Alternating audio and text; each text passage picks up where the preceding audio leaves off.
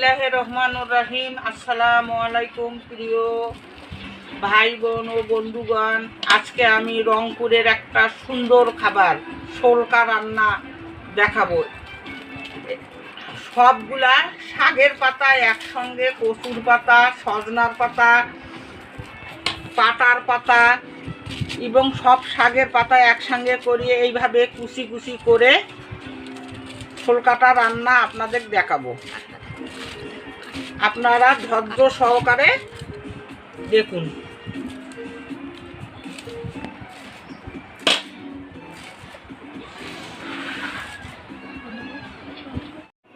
বন্ধুরা, শোলকা কাটা দেখছেন, এখন কিভাবে রান্না করব আপনারা দেখেন।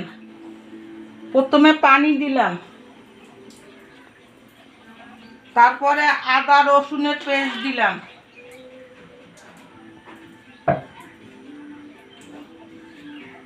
তারপর হলো যে কাঁচামরিচ রসুন দিলাম। কাঁচামরিচগুলো 2 ফালা করে নেবেন।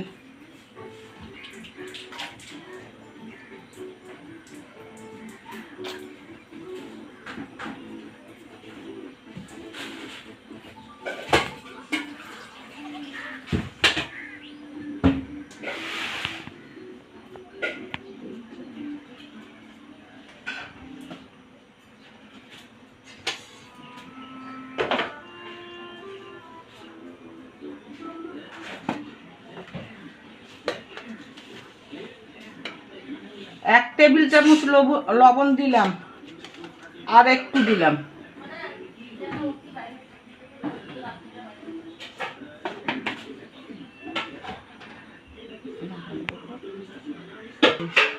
বন্ধুরা, 5-6 মিনিট পর পানিটা ফুটে উঠছে।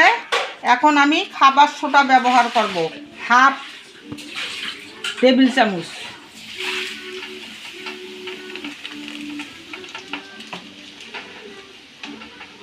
এখন ওই যে শাকটা দিয়ে দেব।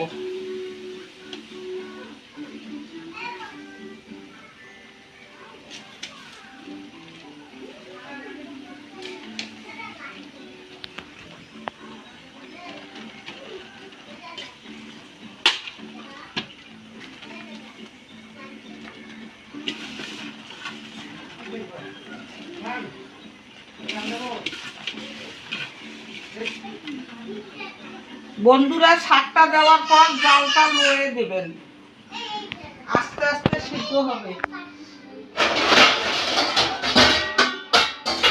2-3 মিনিট পর পর নেড়ে দেবেন। বন্ধুরা, 5 মিনিট হয়ে গেছে।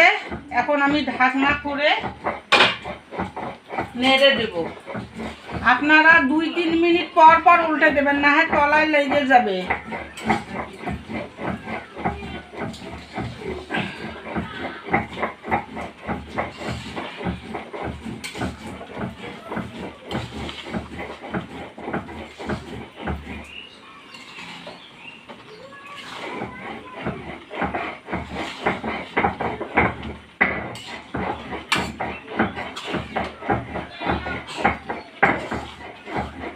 বন্ধুরা, শোলকায় কিন্তু ঝাল একটু দিতে হবে, না হলে মুখে ধরবে।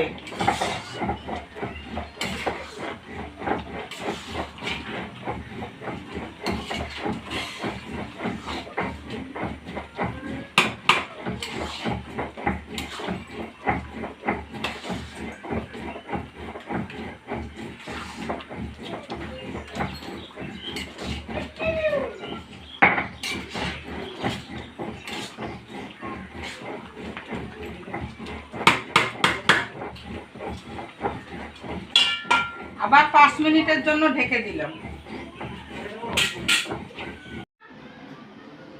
বন্ধুরা, এখন ঢাকনা খুলবো। দেখেন হয়ে গেছে। যদি আপনারা বুঝতে না পারেন তাহলে কমেন্টে জানাবেন, আবার রান্না করে আপনাকে দেখাবো। 5 মিনিট পর পর বা 2 মিনিট পর পর নেড়ে দিবেন, না হয় তলে লাগবে। হয়ে গেছে, এখন আমি পরিবেশন করব।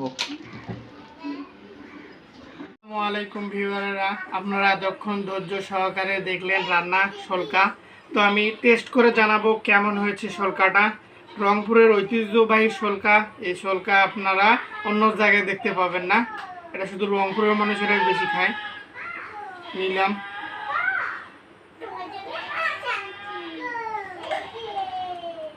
এই দেখুন বন্ধুরা, শলকাটা খুব সুন্দর হয়ে রান্না করছে। বিসমিল্লাহির রহমানির রহিম।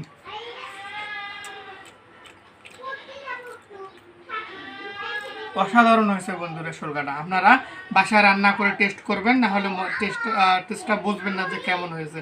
তো আজকে এ পর্যন্ত, আবার কোনো নতুন রান্না নিয়ে আপনাদের মাঝে হাজির হব। তখন আমাদের সাথে থাকুন, চ্যানেলটি সাবস্ক্রাইব করুন, শেয়ার করুন আপনাদের বন্ধুদের মাঝে। রান্না কেমন হয়েছে জানাবেন কমেন্টে। ধন্যবাদ। আসসালামু আলাইকুম।